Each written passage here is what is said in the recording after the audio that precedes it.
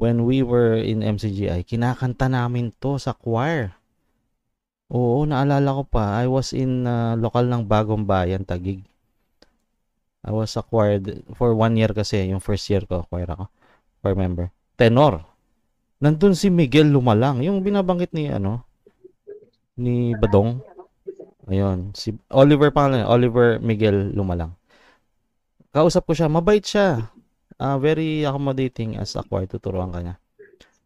So, naalala ko, ito yung pinapractice namin. At na-perfect na to ng lokal nila. Tapos kami, lokal namin, hindi pa. Dahil mahirap siya. So, just for context po, ipe-play natin to. Baka na-miss nyo rin sa mga lumang kapatid, sa mga bagong kapatid like Totoy Bibo and cohorts. Hindi nila alam to. Pero I will play it.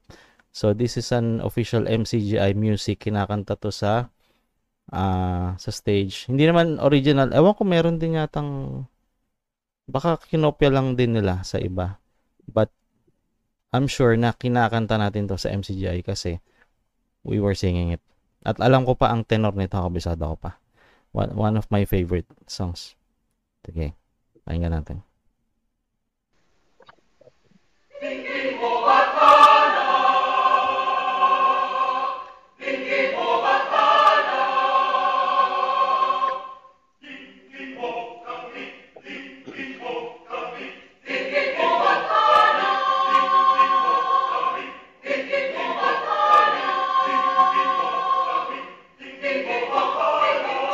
Grabe, naalala ko yung mga choir days namin. So, sino nakakaalam nito sa inyo? Favorite ko yan. Ang ganda nga nitong voicing nito eh. Acapella kasi yun. Sige, simulan natin. So, we didn't know shit. We didn't know anything kasi akala natin okay lang yun. So, tonight, we will try to know about Bathala. Also known as Bathalang May Kapal. Ayan. So, hindi natin alam bakit ginagamit ng MCGI ito. They stopped na yata singing this song. Tama ba? Never nyo nang narinig to. So, basahin ko lang to. Bathalang May Kapal or Bathala is the supreme deity in ancient Tagalog mythology.